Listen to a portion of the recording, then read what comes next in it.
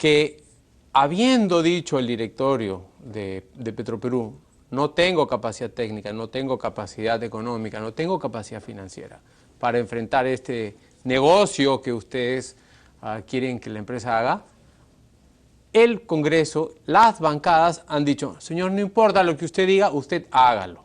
Entonces, eso es un hito que realmente es absolutamente inconveniente para el país y para las empresas públicas. Vuelvo a la pregunta. Eso, con esa argumentación, ¿el presidente debe observar la norma? yo no quiero decirle al presidente qué es lo que él tiene que hacer o no tiene que hacer. ¿Y qué pasa si la promulga? Lo que yo quiero hacer es llamar la atención a las bancadas de los que son hoy día candidatos para dirigir el país sobre una situación que no debe suceder. Y entonces, la pregunta que tenemos que hacernos como país es si es que de verdad queremos que las decisiones económicas de las empresas del Estado las tomen los políticos. Eso es exactamente lo que ha sucedido con Petrobras. Eso es lo que sucede en PDVSA. Entonces, ¿queremos eso? Es una pregunta que tenemos que respondernos como país. Yo personalmente no quisiera esto para mi país. Pero el otro tema es que los hoy candidatos están dándole reforzamiento positivo a la conducta de aquellos grupos disruptivos que ya han hecho de esto un modelo en el que se dice, no quiero o no estoy de acuerdo con la ley, hago un poco de bulla, utilizo la violencia, no dialogo porque siempre voy a sacar aquello que yo quiero. Esto es nuevamente otro antecedente que realmente no debería haber sucedido. Muy bien, pero usted habla de los candidatos, pero vamos aterrizando el tema. Porque el primer hito va a ser si el presidente de la República promulga o no esto. Pero detrás de eso hay otro tema interesante, es la conducta del gobierno. ¿A usted le parece que ha sido la adecuada? Porque aquí parece haber un doble juego, ¿no es cierto? El presidente de la República que dice, bueno, cuestión del Congreso, y el Congreso, la bancada del presidente impulsando este tema. Entonces, empecemos por ahí. ¿Había una conducta coherente del oficialismo? Sin duda, no es deseable la situación que hemos visto a un primer ministro o una ministra del sector hablando y dando los argumentos en un determinado sentido y la bancada de gobierno en otro sentido. O sea, a los ministros no les hace caso nadie. Eso debilita realmente la coherencia que debe tener quien gobierna y la gobernabilidad hacia adelante. Eso es un tema de gran preocupación. Pero ahí, don Martín Pérez, está justamente un primer grave problema. Tenemos ministros que no tienen ninguna autoridad. Yo diría que tenemos una falta de coherencia entre la posición del Ejecutivo y de la bancada. O sea, aquí ha sido absolutamente evidente. Ya hemos visto en el pasado cómo la bancada de Gana Perú ha votado partida y en distintas posiciones respecto al Ejecutivo, pero en este caso ha sido mucho más pavoroso, digamos. Es prácticamente toda la bancada, me parece que excepto uno o dos congresistas han votado en una posición distinta. Pero yo quiero regresar un poquito, Enrique, y decir la preocupación que tenemos respecto a los candidatos a quienes quieren conducir al país. Ahí vamos a llegar, pero en el medio, antes de llegar a eso, está, digamos, el tema de el precedente y el antecedente que se está generando. No es el primero, ¿no es cierto? En este gobierno han habido muchos. Ponga Tía María. Y desgraciadamente creo que no será el último, ¿no? Muy probablemente, porque después de esto, todos se van a sentir con la fuerza para poder enfrentar cualquier decisión del gobierno y hacerla retroceder. ¿No es cierto? Sin duda. Pues entonces ahí está un tema que es fundamental. ¿Por qué cree usted que el gobierno, los ministros, los candidatos con fuerza para dirigir el país, se están sometiendo a los dictados o de la turba o de personas que están realmente preocupadas, como en el caso de los temas mineros, por ejemplo, de Tía María, o simplemente de dirigentes o presidentes regionales, como el caso de Loreto, que decidió que Petroperú debía hacerse de lote? No, hay diferentes situaciones. O sea, el gobierno tiene un entorno, digamos, de una baja popularidad que lo puede llevar a tomar algunas decisiones. Sin embargo, sí es cierto que en el Ejecutivo han habido posiciones coherentes, responsables, con aquello que nosotros decimos la responsabilidad del gobernante, ¿no? Las bancadas tienen posiciones políticas, tienen una situación que refleja el sentir de sus candidatos, es decir, la bancada del fujimorismo ha ido con la posición de su candidato, en el caso de Alejandro Toledo igual, en el caso de PPK no tiene bancada, pero sí lo que está faltando en general es coherencia, es decir, yo me comporto de una determinada manera y debería mantenerme en esa posición. Y eso, Enrique, o sea, creen los candidatos a veces y los políticos que acomodarse es la mejor manera de enfrentar una determinada situación. Y eso refleja falta de firmeza, falta de coherencia, y la gente se da cuenta. Por eso es que la gente a veces está cansada, por eso es que no confían en los políticos. Porque así como en esta oportunidad ha pasado esto, han habido muchísimas oportunidades antes que ha sucedido lo mismo. Entonces la gente no cree, y los candidatos y los políticos están generando una situación de poca predictibilidad. Cuando nos quejamos, la inversión cae, la confianza cae.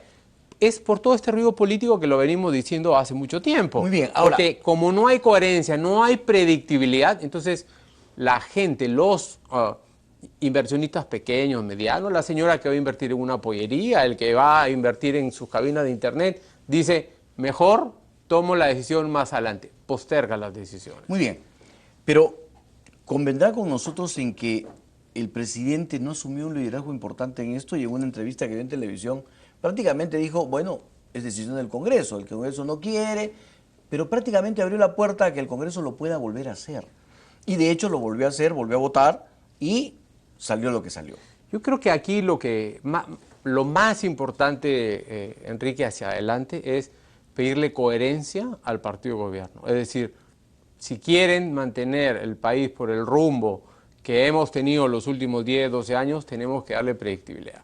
Tiene que haber una comunión entre Ejecutivo y la bancada del Ejecutivo en el Congreso y quienes han sido sus socios en el pasado, ¿no? Ahora, la posición de los candidatos, entremos ahora a eso, no han sido solamente incoherentes, sino han sido dubitativas. Primero no, después sí, en otros casos al revés, primero sí, después no, ahora están preocupados, pero después que habían apoyado al comienzo. Y entonces eso presenta una duda hacia el futuro. Si estos son nuestros candidatos y así dudan ahora, ¿cómo va a ser cuando, si es que llegan al gobierno, tengan que gobernar? Pero yo comparto contigo esa preocupación, ¿no? O sea, y por eso es que de alguna manera estamos cuestionando estos dos primeros hechos. El primer hecho es que sean ellos los que pasen por encima de las decisiones empresariales de un directorio y que finalmente se esté utilizando la posición política para tomar la decisión en una empresa estatal que es de todos los peruanos. Y la segunda es si bien siempre se critica este modelo disruptivo, se le está dando finalmente el resultado que este grupo pequeño, que hoy es el Frente Patriótico, que nadie ha votado por él, como los frentes de defensa de un montón de zonas del Perú. Entonces, ¿qué están haciendo? Finalmente están dando la razón en el actuar a aquellos violentistas, a aquellos que no quieren dialogar. Y finalmente se están disparando ellos mismos en el pie. Porque en este proceso electoral de estas situaciones, no tengo la duda de que se van a producir muchísimas más protestas y requerimientos de diferente índole. Cuando alguno de ellos llegue al poder, verá que este movimiento que era pequeño habrá crecido y tendrá que enfrentarse nuevamente con ellos. O sea, entonces, lo que usted nos dice es que le van a hacer lo mismo que están haciendo ahora. Pero yo no tengo duda, o sea, no tengo duda porque estamos alimentando la conducta positivamente, esta conducta que es disruptiva, donde no quieres dialogar, donde quieres utilizar la fuerza, donde hay que quemar los carros, hay que romper las tiendas, pero evidentemente. Y ahí los candidatos están perdiendo en sus propios núcleos duros, porque ya la gente dice, oye, yo pensé que este candidato era firme, y vemos que no es firme, que se va para un lado y se va para el otro. Ahora, miremos ya el tema propio empresarial, ¿no es cierto? El directorio dijo no, la ministra dijo no, tiene que concentrarse primero en la refinería de Talara, no es el momento, pero hay gente que se pregunta, ¿y por qué no? ¿Por qué no lo puede hacer? Si Codelco en Chile ve lo del cobre, en Colombia también la empresa petrolera es estatal, usted menciona Petrobras y PDVSA, pero también hay otros casos de éxito en empresas estatales en temas fundamentales para la economía de cada país. Y Codelco, como le digo, es uno de ellos. Entonces, ¿por qué no? A ver, la pregunta es, ¿qué queremos como país? ¿Qué queremos como Estado? Si nosotros, los empresarios, sí creemos en el rol subsidiario del Estado, eso está en la Constitución y nos parece bien. Pero nadie quería este lote. Nadie lo quería. Bueno, pero hoy día hay un operador privado. O sea, tan es así que ya hay firmado un contrato ley. Entonces, el rol subsidiario del Estado, estamos absolutamente de acuerdo. Creemos que si el Estado hoy día es incapaz de gastar el dinero en efectivo que está en las cuentas bancarias de los ministerios, de los gobiernos regionales, de las municipalidades, la pregunta es, ¿vamos a ser más eficientes que un operador privado para hacer esto?